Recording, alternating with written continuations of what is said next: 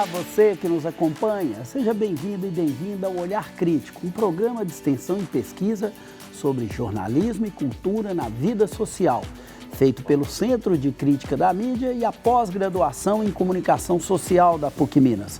Meu nome é Hércio Sena e eu estou acompanhado pela professora e pesquisadora Nara Scabin. Olá, Nara. Olá, Hércio. Olá, Zé.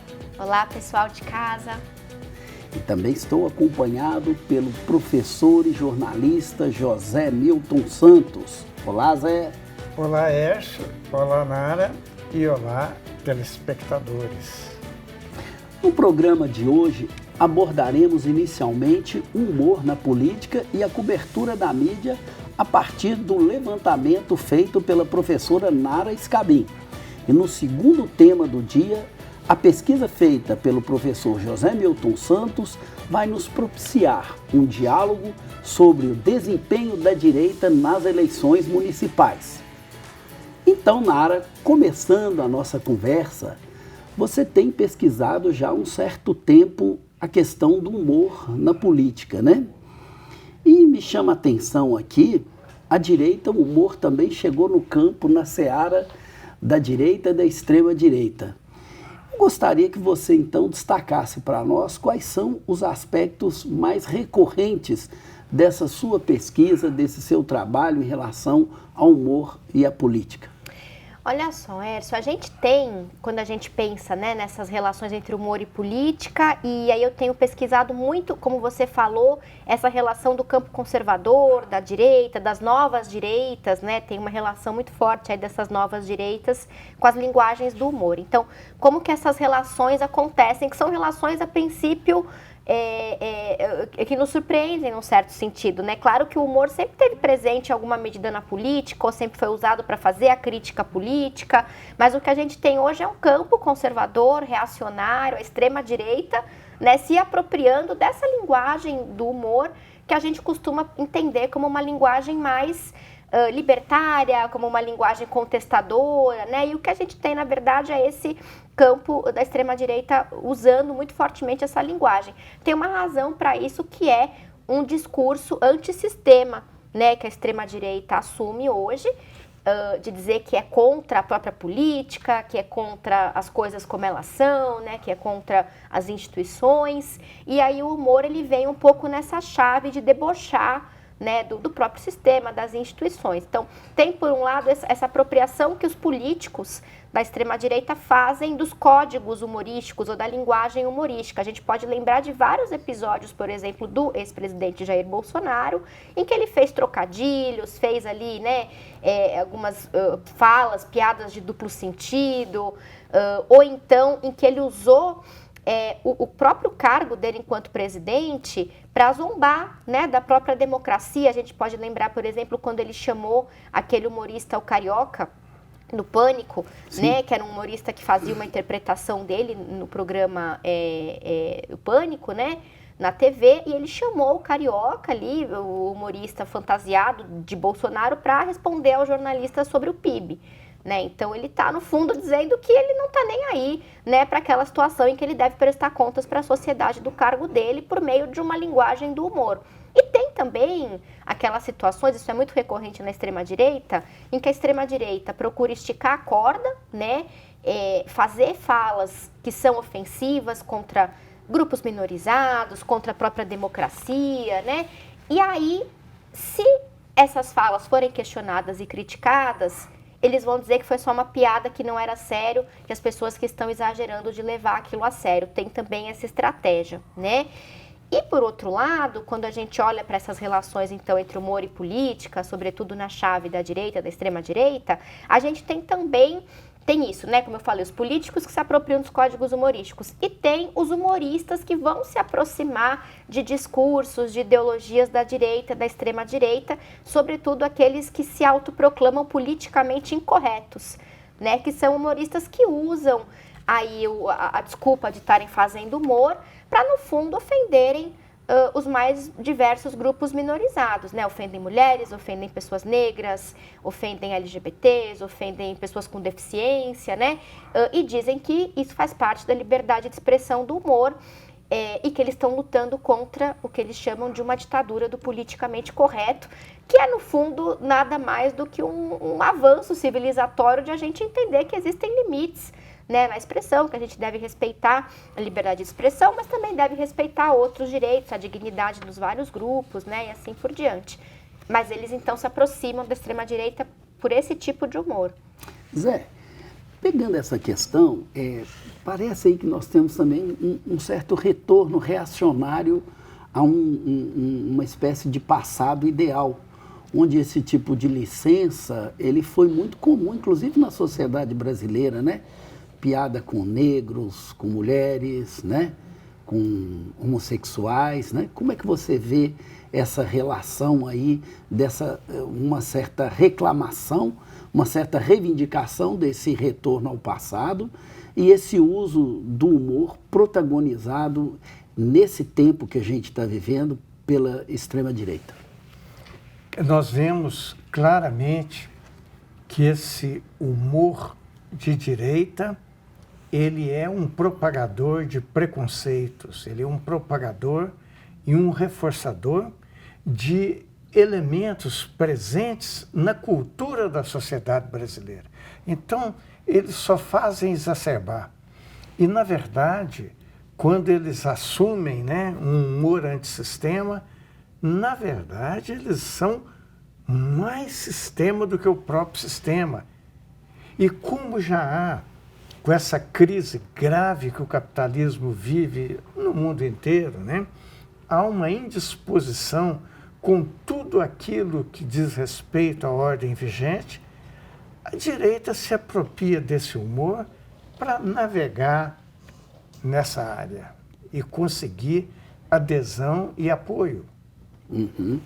Mara, você trouxe aí, e você já começou a trazer essa ideia dessa aproximação entre o humor e a extrema-direita. Eu gostaria que você desenvolvesse isso um pouco mais, mas pegando um pouco essa noção de rebeldia conservadora, diante de qual fenômeno nós estaríamos?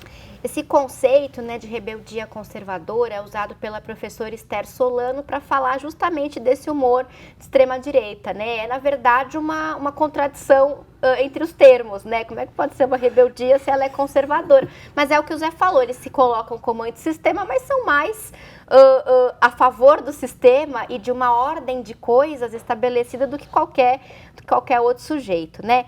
Então, Hércio, quando a gente pensa historicamente esse processo, a gente tem, e você antecipou um pouquinho isso, Zé também, né? Uma mudança histórica aí no final do século XX, virada para o século XXI, que é a de uma pequena ampliação de direitos de grupos minorizados, de políticas sociais, a visibilidade alcançada pelos movimentos sociais, né? Apesar do neoliberalismo, a gente tem aqui e ali algumas políticas sociais que conseguem instituir, reconhecer alguns direitos a partir de muita luta desses grupos, né? Então, direitos, por exemplo, dos grupos LGBTs, né? Direitos das mulheres, a discussão sobre a conscientização sobre a violência de gênero, a discussão muito mais hoje disseminada sobre o racismo, né? Então, são algumas discussões, alguns avanços que foram feitos e que, no fundo, incomodam os grupos dominantes, porque são pequenos avanços, né? Claro, esses grupos ainda precisam ter muito mais direitos garantidos, mas que incomodam os grupos dominantes porque eles não podem mais fazer, como você falou, as piadas que sempre fizeram. Eles perdem alguns privilégios discursivos, né? Então, esse processo tem sido chamado pelos pesquisadores de virada conservadora, que é uma percepção por parte de grupos dominantes de que eles perderam a sua hegemonia, ou um pouco dela, né, que eles não estão mais com a bola toda, ou pelo menos não estão com a bola toda quanto estiveram antes, e aí, né, eles querem retomar esse espaço que eles sentem que perderam, né, que é um espaço também pequeno, há muito mais a avançar em termos de conquistas de direitos para esses grupos minorizados, né, de conquistas democráticas, mas isso já incomoda esses grupos dominantes. Aí vale lembrar o que o Zé falou também, né, o humor brasileiro, né, se a gente pensar no humor televisivo, né, como o humor midiático em geral, ele reflete os valores da sociedade em que ele está inserido, né, ele reflete, ele refrata, ele intensifica, ele exacerba, né, então se a gente tem uma sociedade racista, a gente vai ter um humor que é racista, e historicamente a gente tem né, marcas muito racistas no nosso humor. O professor Adilson Moreira, o pesquisador Adilson Moreira, chama isso de racismo recreativo, que é aquela ideia, né, da branquitude, fazer piadas racistas. E aí, também, ao mesmo tempo, dizer, não, mas eu não estou sendo racista porque é só uma piada, a gente vive numa democracia racial, tá tudo bem. Todos podem fazer piadas com todos. Mas quem tem espaço, de fato, quem consegue ocupar espaços nas mídias para fazer piadas com quem, né? Tem que pensar nisso. Então, é esse movimento, né, de percepção de perda de uma certa hegemonia pelos grupos dominantes e uma tentativa de retomar, né, essa hegemonia perdida. E aí eles vão... Isso é mais particular dos dias de hoje, embora o humor sempre tenha refletido valores dos grupos dominantes, o que a gente tem hoje é a construção de uma identidade conservadora no campo humorístico. Isso é importante pensar. Bem, Nara, agora a gente vai te fazer uma pergunta, a gente não. O estudante de jornalismo Neemias Lourenço tem uma pergunta para você. Oi, eu sou o Neemias, estudante de jornalismo do 4º período da PUC Minas, e eu queria fazer uma pergunta para a Nara. Nara, como o humor utilizado pelo Pablo Marçal em sua campanha política ajudou a engajar e mobilizar eleitores, especialmente entre os jovens, em um contexto de polarização e perigosos ataques à democracia brasileira? Ótima pergunta, viu, Neemias? Obrigada por mandar aqui sua questão. É importante demais lembrar do caso do Pablo Marçal, né? Quando a gente fala sobre essa relação entre humor e política. O Pablo Marçal... ele faz um uso ali de códigos humorísticos, né, de estratégias humorísticas, né, Neemias, muito na chave de uma postura debochada. Então ele está ali o tempo inteiro debochando dos interlocutores, dos adversários políticos, dos entrevistadores, né?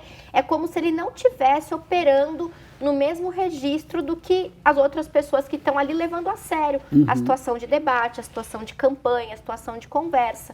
Né? Isso é um ponto importante ali na performance do Pablo Marçal, isso faz parte da performance dele. E aí é legal a gente lembrar até do outro programa que a gente teve aqui, né, Hércio, sobre o Pablo Marçal, com a professora Lena, né, em que ela fala que o Pablo Marçal, ele é, na verdade, um empresário do digital que está ali, né, participando do debate político, não como representante político, como potencial representante político, né? Ele está ali participando como um influenciador, como uma figura do digital, com esse pacto que é próprio das redes sociais. Então, ele está ali, né? Por isso que ele tem essa postura debochada, que é um certo tom muito típico das redes, assim, e que gera muito, como o Neemias falou, um engajamento, uma repercussão, né? É um tipo de discurso que os algoritmos das redes sociais alavancam, né? Eu até fiz aqui um levantamento. Se a gente pega, por exemplo, comunidades online de apoiadores do Pablo Marçal, de fãs do Pablo Marçal, tem várias páginas assim, né? É um negócio bem estranho. Quando a gente vai olhando essas páginas, a gente vê que as pessoas acham incrível como ele é descolado, como ele é divertido no debate, que ele cria momentos surreais, que as pessoas falam, nossa, morri de rir com ele, nunca gostei de política, agora eu gosto porque ele torna isso algo divertido. Então tem essa adesão porque no fundo ele tem já um séquito de seguidores que ele traz dessa atuação dele anterior à política, né? E que são pessoas que vão se identificar com essa postura debochada. Mas aí é importante lembrar também do que disse ali o Neemias, né? Quer dizer, é uma postura que entra muito na chave de uma polarização, pensando a polarização não como conflito político que é saudável e que é desejável, não como conflito entre lados diferentes, porque isso é da política. Pensando a polarização como essa postura de não enxergar o outro, não enxergar o seu adversário, não enxergar ou anular o seu interlocutor, né? Isso que é a polarização, você não reconhece o outro como alguém digno de debater com você, ou mesmo de entrar em discordância. E é isso um pouco que o Pablo Marçal faz quando ele está ali debochando, né? Nesse sentido, é também um desrespeito à própria democracia. Ele está dizendo que ele não está jogando com as regras do jogo democrático. Eu sempre gosto de pensar na metáfora do pombo jogando xadrez, né? Que é aquela ideia que se você vai jogar xadrez com o pombo vai ganhar de você. Não porque o pombo seja um exímio enxadrista, porque ele não é, mas porque ele vai derrubar as peças, ele vai sujar, ele vai voar. E ele vai, na prática, sair daquela situação bem, porque ele não jogou conforme as regras do jogo, não importa quão exímio você seja, você vai perder. É isso que faz o Pablo Marçal.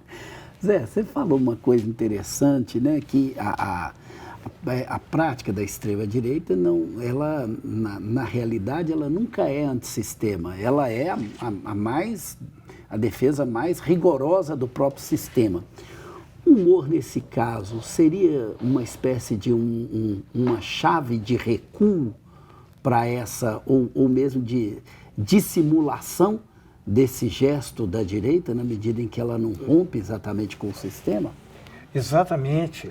Na verdade, como a Nara já disse, né, o Pablo Marçal, com o uso do humor, do deboche, da desqualificação dos adversários, do uso de mentiras constantemente, ele, na verdade, rebaixa o nível do debate. E, rebaixando esse nível do debate, ele puxa os seus adversários para o buraco. Nara, e uma pergunta importante para você, quando você tratou aí desse conceito, que é uma contradição em termos, né? Rebeldia conservadora, como você mesmo colocou. E quando ele chega assim, ao alcance da repercussão midiática, como é que a mídia brasileira trata essa questão do humor na extrema-direita? Como é que você vê isso aí a partir da sua pesquisa, da sua investigação? Olha, essa cobertura, né, da imprensa comercial sobre esse fenômeno que a gente pode chamar de rebeldia conservadora é uma cobertura que a gente pode considerar contraditória em alguns níveis, né?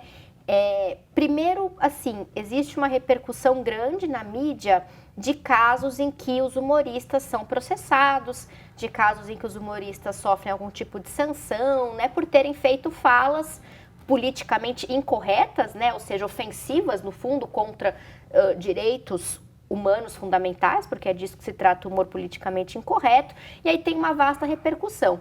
E essa repercussão é uma repercussão que se dá na chave de um discurso que é muito caro para a imprensa, que é o discurso liberal sobre liberdade de expressão. Então, a imprensa, quando cobre, né, esses casos, por exemplo, a gente pode lembrar do caso do humorista Léo Lins, né, um caso que eu pesquisei. Ele, em 2023, né, em maio de 2023, a Justiça de São Paulo determinou a remoção de um vídeo do canal dele no YouTube. Ele é um humorista de stand-up e esse vídeo era a gravação de um espetáculo de stand-up com piadas ofensivas contra vários grupos, pessoas com deficiências, né, piadas racistas, e a Justiça então determinou que esse vídeo fosse retirado do YouTube. Então isso foi amplamente coberto. E essa repercussão se deu de uma maneira, primeiro, né, dando bastante espaço para os argumentos do próprio humorista e da sua defesa, né, de que, olha, isso foi censura, não pode, não falar mais nada. Claro, são argumentos que a gente entende que a imprensa vai repercutir, mas não há uma repercussão igual ou equilibrada do ponto de vista dos argumentos críticos ao humor que ele faz, né? E a gente pode entender isso como parte de uma adesão, consequência do fenômeno, que é a própria adesão da imprensa a esse discurso de que, olha, liberdade de expressão é sagrada, não pode sofrer nenhum tipo de limitação, ela deve ser irrestrita. E, na verdade, isso é um problema do ponto de vista constitucional, porque ela não é irrestrita. Sim, e aí a gente acaba tendo, né, também quase que uma concessão da mídia para esse tipo de prática. É assim também que você vê, Zé? É assim que eu compreendo e concordo plenamente com o que a Nara disse, né? Na verdade, essa concepção de uma liberdade restrita de expressão, ela advém da primeira emenda à Constituição estadunidense, né?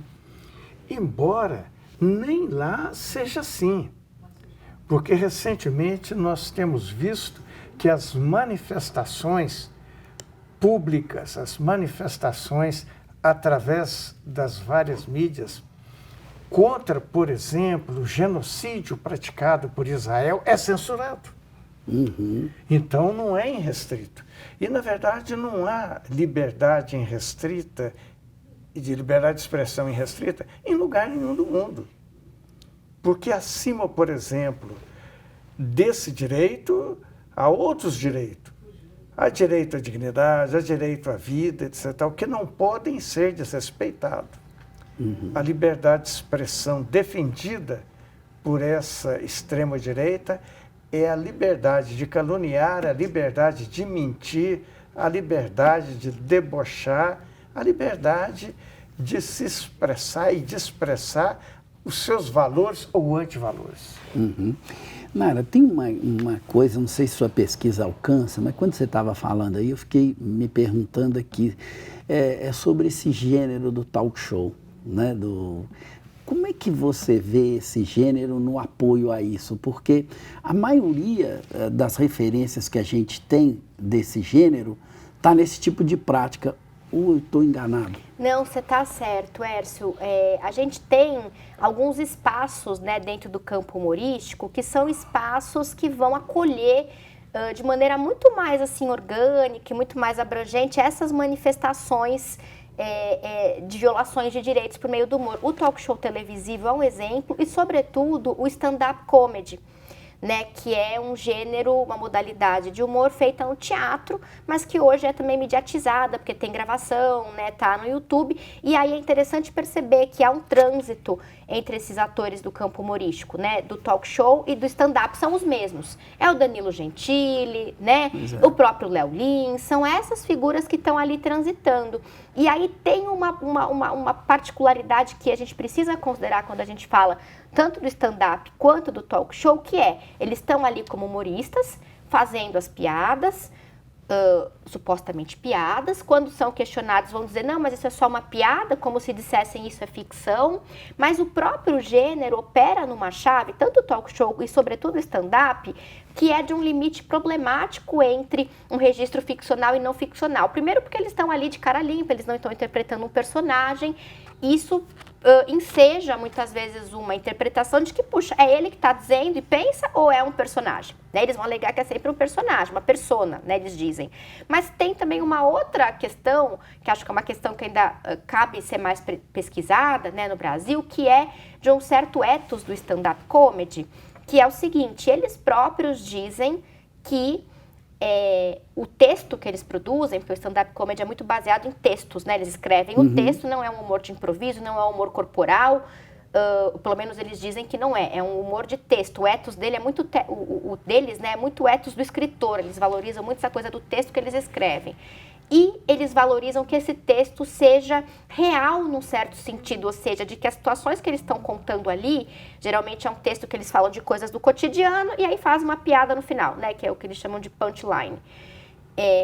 Esse texto, que é uma espécie de crônica do cotidiano deles, há um apelo dentro do campo humorístico de que eles não estejam mentindo, inventando coisas, que as situações cotidianas que eles contam, eles tenham passado mesmo. E tem casos de humoristas que falaram ali de maneira mais genérica, de situações que eles não viveram e foram cobrados por isso. Olha, você não está fazendo direito stand-up.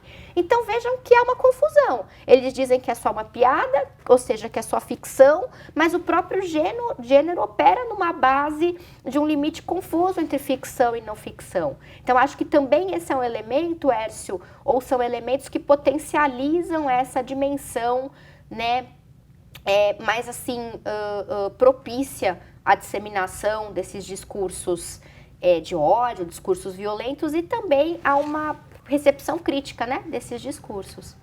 Zé, e entrando agora num tema, não é muito diferente do primeiro não, embora no primeiro a gente tivesse mais com foco no humor, a gente também falou da política. E agora a gente vai discutir exatamente a questão do desempenho das forças de direita nas eleições. E para começar essa conversa com você, eu gostaria que você trouxesse aqui a sua interpretação sobre qual foi o desempenho das forças de direita nas eleições municipais. O desempenho, isso foi ressaltado por todas as mídias comerciais, as mídias independentes, a mídia internacional. Foi ressaltado esse desempenho do que eles chamam centro, mas na verdade é um centro-direita, né? Não é centro. E um declínio da ultradireita, da extrema-direita. E mesmo no campo da extrema-direita, a perda de hegemonia do bolsonarismo. Aqueles candidatos, dos 17 candidatos apoiados explicitamente por Bolsonaro, só 2 se elegeram. E nós vemos também, né, um certo declínio da votação na esquerda. Isso é expressivo.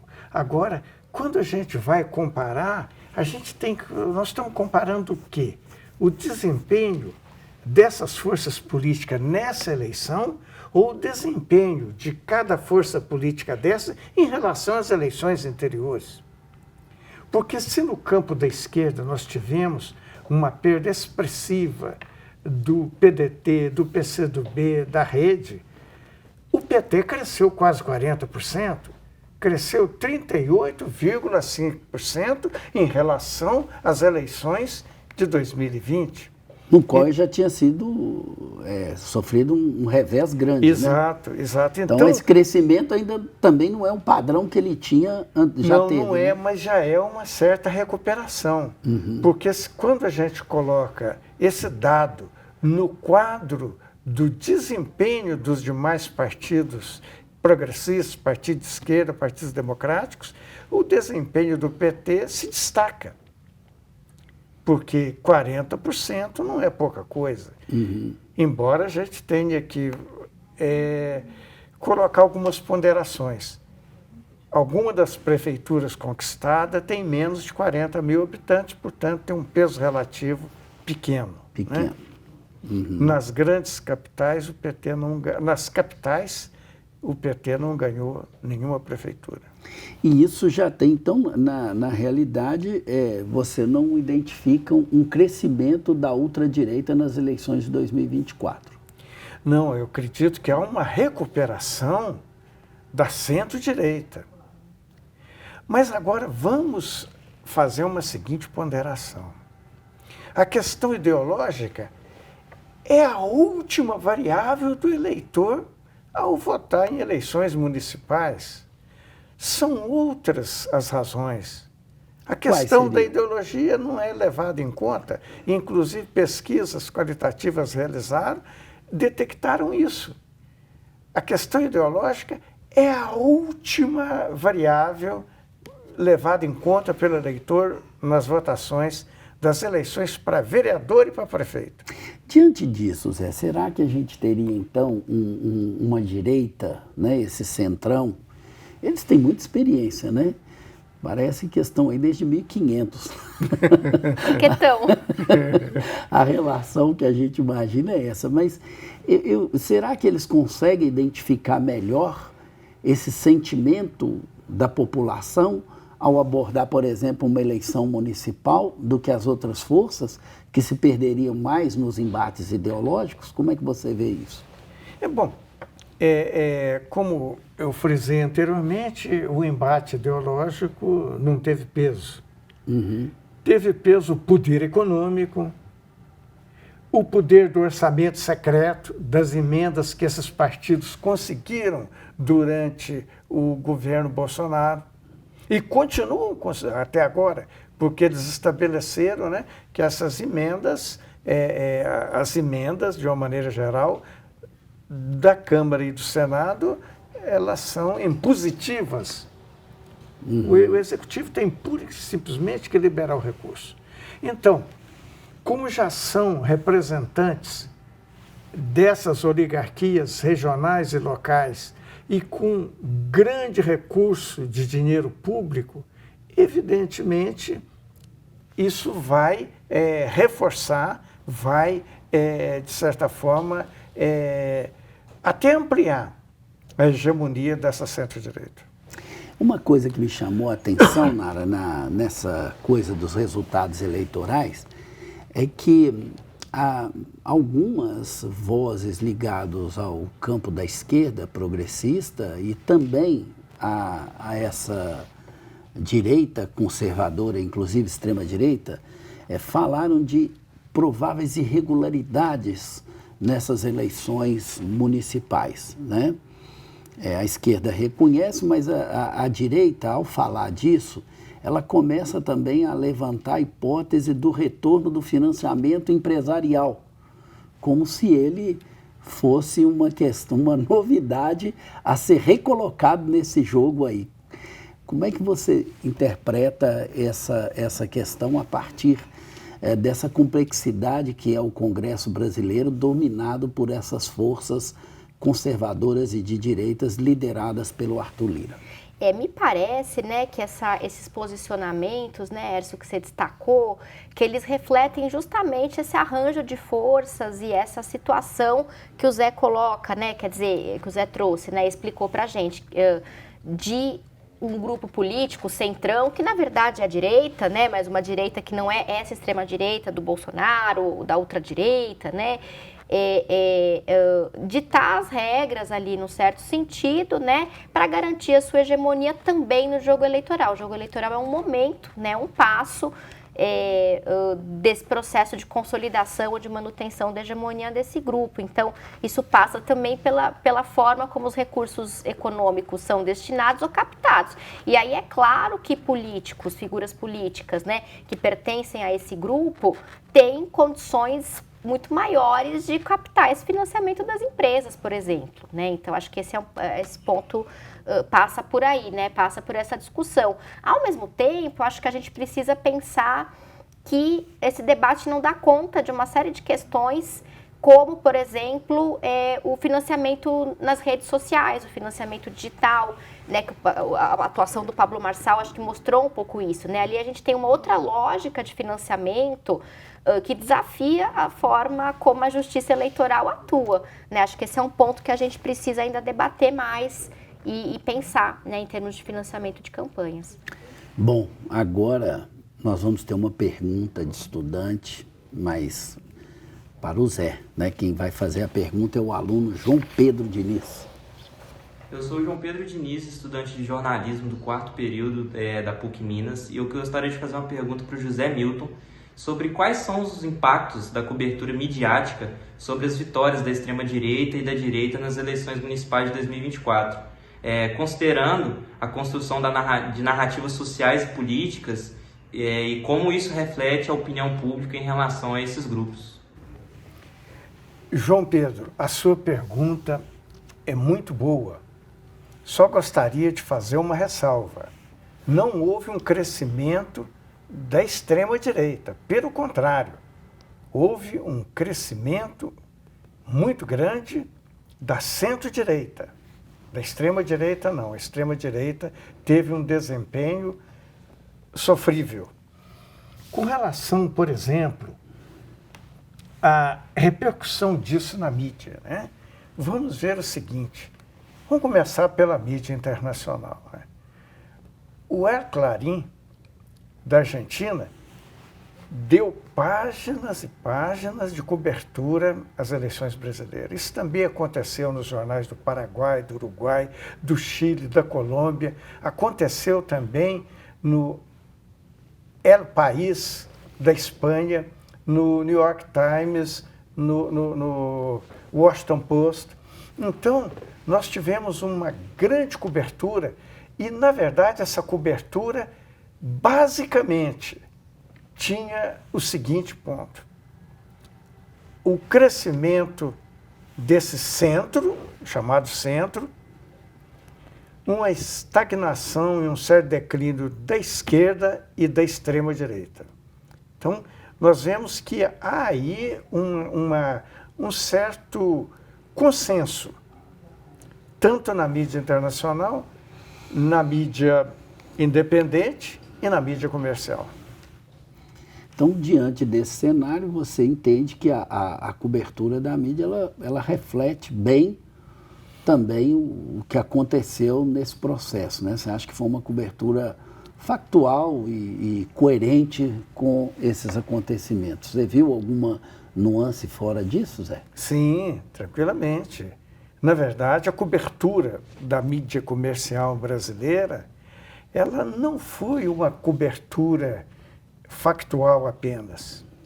Na verdade, ao ressaltar a vitória, né, em São Paulo, para o segundo turno, ela deu uma força muito grande à chamada direita civilizada. Então, foi a cobertura da mídia já é uma antecipação de 2026. Uhum. A cobertura que eles deram e estão dando ao Tarcísio. Uhum. Por outro lado, o desprezo e a cobertura negativa que é dada ao Bolsonaro. Ao contrário de tempos idos, hoje toda a mídia comercial noticia com grande destaque os processos, as acusações contra o Bolsonaro. Por exemplo, o Jornal Nacional do dia 18 de outubro, né, traz uma longa reportagem sobre o roubo das joias e com um tom claramente anti-Bolsonaro. Então, há uma preparação da grande mídia para a volta da hegemonia da direita, tentando isolar tanto a esquerda quanto a extrema-direita. E Zé, continuando nossa conversa aqui, eu tenho uma questão, olha só esses resultados. Gente, uma pesquisa da Quest sobre a presidência no final de setembro, ela aponta os seguintes resultados. Pablo Marçal teria 18% das intenções de voto, Tarcísio de Freitas 15% e Lula 32%. É claro que as coisas não são automáticas, mas se a gente somasse aqui os votos do Pablo Marçal e do Tarcísio, a gente teria o mesmo percentual de votos que o atual presidente Lula. No Globo, o Lauro Jardim vai dizer que o resultado das eleições é preocupante para o Lula. E no 247, eles vão dizer que Lula vence a direita fragmentada, mas preocupa o aumento de eleitores que acham que Lula não deve ser candidato. Então, eu te pergunto o seguinte, Zé, com essa força, embora o Pablo Marçal não foi para o segundo turno em São Paulo, ele é uma força emergente desse processo eleitoral. O que representa o fenômeno desse outsider na política brasileira, na sua avaliação? Eu acho que ele representa aquilo que o próprio Bolsonaro já representou no passado. E ele significa, antes de mais nada, o declínio do bolsonarismo. Porque ele está disputando esse mesmo segmento do bolsonarismo, que é o segmento da ultradireita, que, segundo cálculos de instituto de pesquisa, corresponde a 20% do eleitorado brasileiro. Então, esse eleitorado de ultradireita, que foi, nas eleições para a Prefeitura de São Paulo, capturada pelo Pablo Marçal, evidentemente não foi retirado da esquerda, foi retirado do bolsonarismo, ou seja, é no campo e na disputa por hegemonia no interior do mesmo segmento. Então, nesse caso, nós teríamos uma extrema-direita fragmentada e ainda por cima em disputa interna. Mas como é que você também, Nara, comenta aí essa questão da emergência do Pablo Marçal como um nome presidenciável? Porque, apesar de tudo, dessa análise que o Zé fez, um patamar de 15% para um candidato que até ontem não era conhecido é extremamente significativo. Muito, não? Muito significativo, né? Um número bastante expressivo.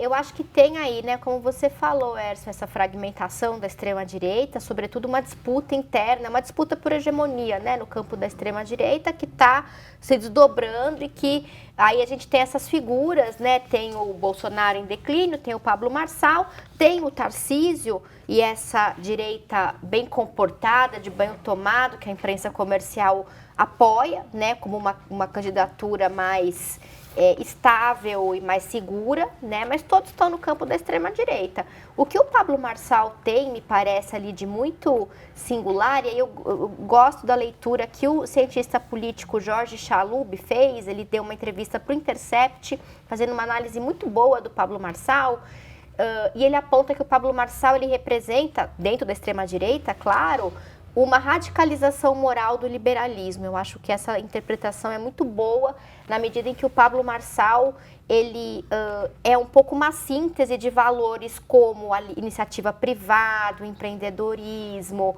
um certo individualismo profundo e muito exacerbado, né? e até uma certa dissolução do que é a ideia do Estado, do processo político, do interesse público, né? Porque ele está ali falando nessa figura do coach, né? Do empreendedor, e aí, claro que ele tem esses 15%, porque ele herda uma parte desse eleitorado da extrema-direita do Bolsonaro, mas também porque esse discurso de radicalização moral do liberalismo tem muito apelo, inclusive nas periferias e entre os segmentos mais pobres e as classes trabalhadoras. O que não contradiz também com a política da centro-direita, né? Esse discurso do empreendedorismo e tal, talvez a forma que o Marçal e o Bolsonaro vão replicá-lo, isso incomoda, vamos dizer assim, a grande mídia e a direita brasileira, mas assim, a essência do discurso, ele tem trânsito, inclusive apoio nessa burguesia brasileira e também nos grandes jornais do país. Não tem não, Zé? Tem sim. Então a gente poderia dizer que o substrato, se a gente for ver mais profundamente, a diferença entre a ultradireita e a direita é mais superficial, está mais no campo do comportamento político, né? Que a grande mídia chega a dizer, quando se refere ao Tarcísio, né, como um bolsonarista que sabe usar as talheres. Usar as talheres, ou seja, estamos diante de uma direita bem comportada ou uma direita mal comportada, é isso, não? Depende do que você entende também como bom e mau comportamento aí, né? O que ele fez na privatização da Sabesp em São Paulo não me parece um bom comportamento. Depende de quem está analisando, né? Bom, e para encerrar, Zé, quais seriam então as consequências, né? Você já delineou aí esse quadro, né? Já significa, você já antevê um alinhamento dessa mídia com esse espólio do bolsonarismo bem comportado. Tarcísio de Freitas, Ricardo Nunes, né? Nesse sentido, o que você viu já na cobertura do segundo turno das eleições em São Paulo, que aponta para essa tendência da mídia nas eleições que vão acontecer daqui a 2 anos, no ano de 2026? Bom, dá para perceber claramente que isso não é uma antevisão do que a mídia vai fazer, mas sim do que ela já vem fazendo, inclusive anterior às eleições. Essa grande mídia comercial, ela vem criando no campo da opinião pública um espaço para a volta dessa direita que eles consideram civilizada, mas que, na verdade, do ponto de vista de macropolítica, não se diferencia da ultradireita. Sim, a gente vai retomar essa discussão, esse debate, porque outros programas virão, mas agora chegou o momento da nossa dica cultural.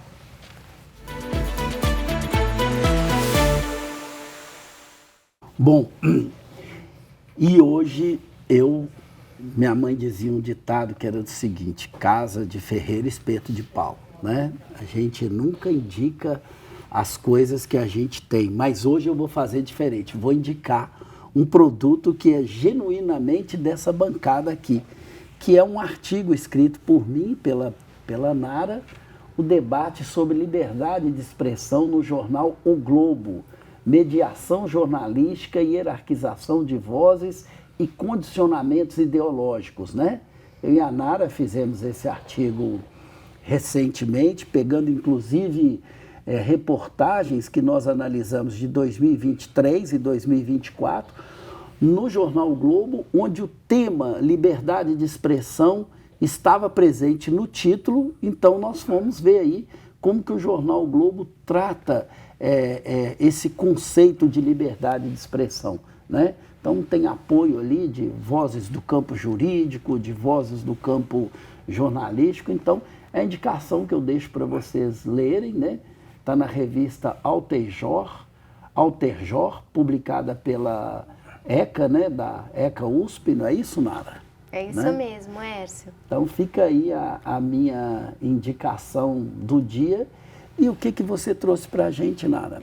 Olha, eu trouxe uma indicação de um livro, né, temático aqui em função do tema do nosso debate, que é o livro Não é Só Uma Piada, da Júlia Leri, né, publicado pela editora da PUC Minas em 2018. E esse é um livro que nasce, né, justamente da pesquisa de mestrado que a Júlia fez no programa de pós-graduação em comunicação da PUC Minas, sob orientação do professor Márcio Cerelli. Né? É um livro muito interessante, né? Uma pesquisa brilhante da Júlia, em que ela analisa talk shows televisivos, a gente falou deles aqui, né? O talk show de noite e o Agora é Tarde, né? Apresentados pelo Danilo Gentili. Ela analisa essa figura do Gentili, desses talk shows, e ela mostra como esses programas constroem ali uma blindagem ideológica, né? Usando a roupagem do humor, então a ideia de que é só uma piada, né, o que eles estão falando, para poder proferir discursos que, na verdade, são discursos de violação de direitos fundamentais. Então, esse título, né, do livro é muito bom, porque o argumento desses humoristas é que o que eles estão fazendo é só uma piada. Mas a Júlia problematiza, ela vai dizer que não é só uma piada, até porque um texto nunca é só um texto, todo texto tem um contexto e tem uma ideologia por trás. E você, Zé, o que você tem de dica para hoje? A minha dica de hoje, ela dá sequência à série de indicações que eu tenho feito de obras que têm como contexto, como pano de fundo, a ditadura empresarial militar de 64 a 1981. E o livro que eu indico... 85. O livro que eu indico é o livro Reflexos do Baile, de Antônio Calado. Antônio Calado, um jornalista e escritor, né? Ele faz uma obra experimental, uma obra constituída de fragmentos de bilhetes, de fragmento de correspondência, né? É uma mistura de diário com romance epistolar. Ele quebra um pouco aquilo que era uma característica das suas obras. O tom realista, por exemplo, de Quarupi, de Sempre Viva, de Bar Dom Juan, e faz uma obra mais hermética, uma obra mais fragmentada, um caleidoscópio, onde a leitura não é uma leitura fácil, não é uma obra que conseguiu alcançar o grande público leitor, é uma obra que teve uma circulação restrita. Mas eu acredito que a atualidade desse livro é muito grande, porque ao retratar, né, como pano de fundo, o sequestro do embaixador dos Estados Unidos, Charles Albright, e por grupos de resistência armada, né, a ALN, Aliança Libertadora Nacional, e o MR8, Movimento Revolucionário 8 de Outubro, né, essa obra vai retratar policiais torturadores, guerrilheiros, assaltantes de banco, sequestradores, intelectuais e os diferentes grupos de esquerda que estavam naquele momento, a partir do AI-5, se mobilizando e se envolvendo na resistência armada. Então, é um livro que vai refletir também, né, o caráter extremamente conservador e preconceituoso da sociedade brasileira, que, inclusive, não deu sustentação, não deu apoio a essa luta contra a ditadura.